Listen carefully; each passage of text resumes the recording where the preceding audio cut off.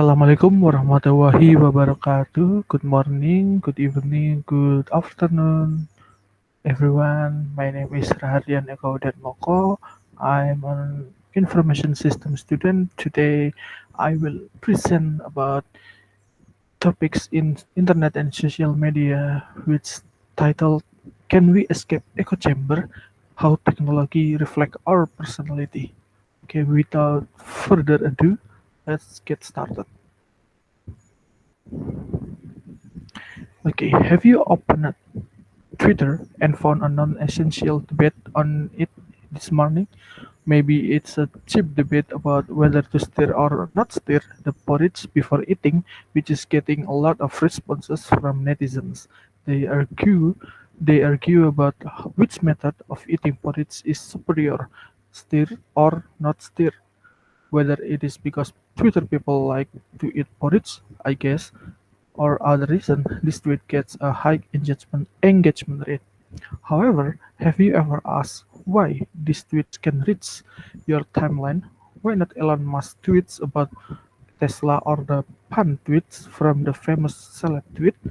Why should you watch this non-essential debate in this morning? Okay, there are several reasons why a porridge debate tweet appears, whereas Elon Musk's tweet isn't on your timeline. Maybe your friend enlivened the tweet through comments or retweets, or even you follow the account that made the tweet.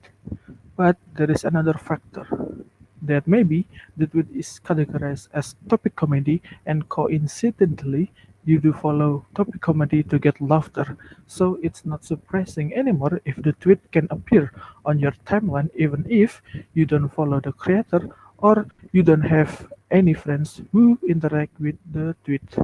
This is referred to a personalized content, where social media algorithms are intentionally designed to provide content that is accordance with user preference based on user activity on social media.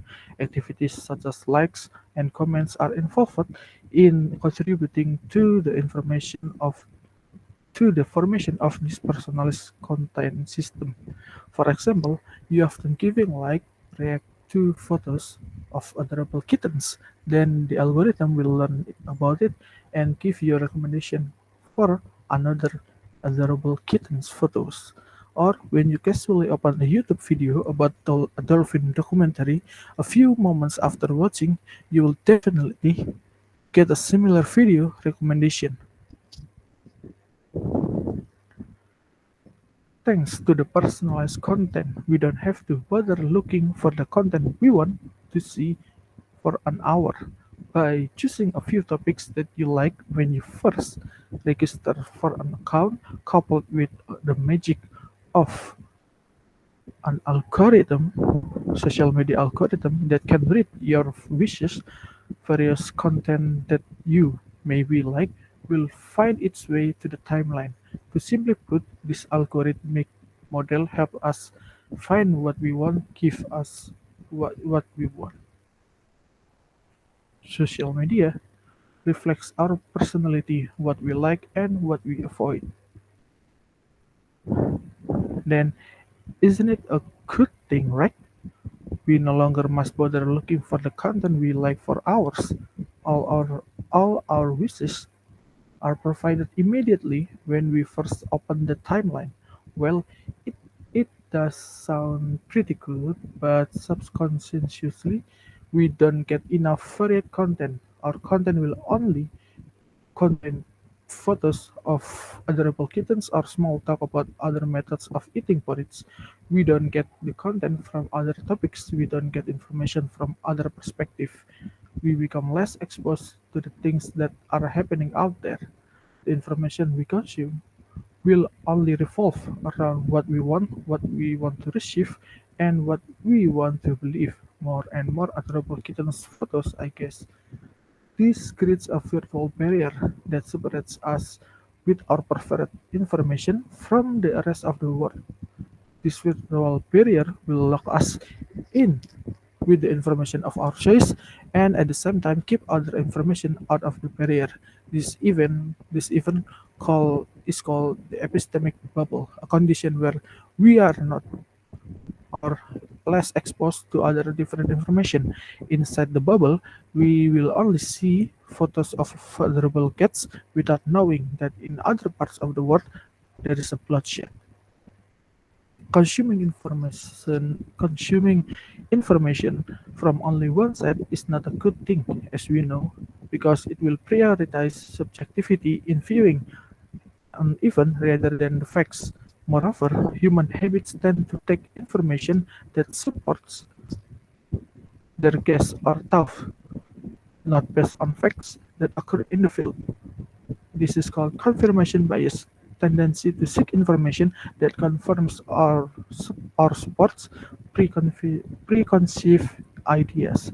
Too much emphasis on subjectivity in viewing an issue will lead someone into the shackles of the echo chamber, which make it difficult for them to process information correctly and objectively.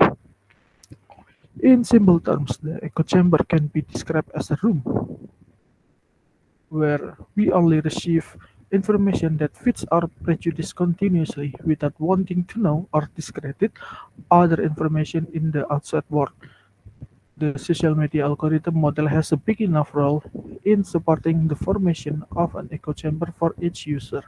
Social media users will be given information that fits their thoughts continuously to the point where users will find it very difficult to receive information from other perspectives. In the long run, this will be very detrimental to social media users because they are accustomed to receiving information from one point of view. So users will have difficulty receiving information from another point of view. Users will have difficulty discussing or arguing with people with the different views. Ironically, the internet that can be used to broaden our knowledge but is instead used to reinforce our own prejudice. If you are still confused about finding the real precedents of echo chamber, try to look at the years when political contestations were held. For example, mayoral election. Try to remember it again. Are you a supporter of one of the candidates? If so, do you often receive information that makes your candidate better than others?